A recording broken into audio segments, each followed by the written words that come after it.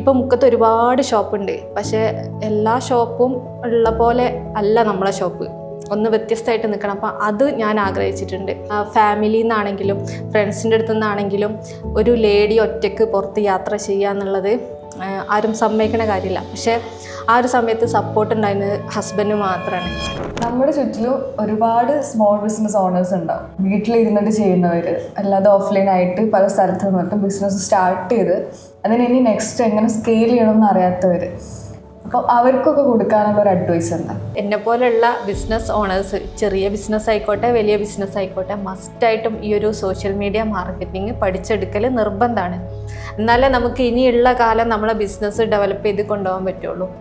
ഒരു ബിസിനസ് സ്വന്തമായിട്ട് start ചെയ്യാനുണ്ടായിട്ടുള്ള inspiration എന്താണ്? അതേപോലെ ഫേസ് ചെയ്തിട്ടുള്ള ചാലഞ്ചസ് എന്തൊക്കെയാണ്? ഇപ്പോൾ മുക്കത്ത് ഒരുപാട് ഷോപ്പുണ്ട്, പക്ഷേ എല്ലാ ഷോപ്പും ഉള്ള പോലെ അല്ല നമ്മളെ ഷോപ്പ്. ഒന്ന് വ്യത്യസ്തമായിട്ട് നിൽക്കണം. അപ്പം അത് ഞാൻ ആഗ്രഹിച്ചിട്ടുണ്ട്. മറ്റ് ഷോപ്പിൽ നിന്നും എന്തെങ്കിലും ഒരു വ്യത്യസ്തത വേണമെന്ന്. അങ്ങനെയാണ് കോട്ടനുള്ള ആ ഒരു ഇതിലേക്ക് വരുന്നത്. അത് സ്റ്റാർട്ട് ചെയ്യണമെന്ന് തീരുമാനിക്കുന്നതിൻ്റെ മുമ്പ് ചെയ്തത് ആദ്യം ഇതിനെക്കുറിച്ച് പഠിക്കുക എന്നാണ്. അതിന് ഞാൻ ഇവിടുന്ന് പോയിട്ടുണ്ട്. ഒരു 1 വീക്ക് പോയിട്ട് അഹമ്മദാബാദ്, ജയ്പൂര്, ബോംബെ, സൂറത്ത് മൊത്തം കറങ്ങിയിട്ടാണ് വന്നത്.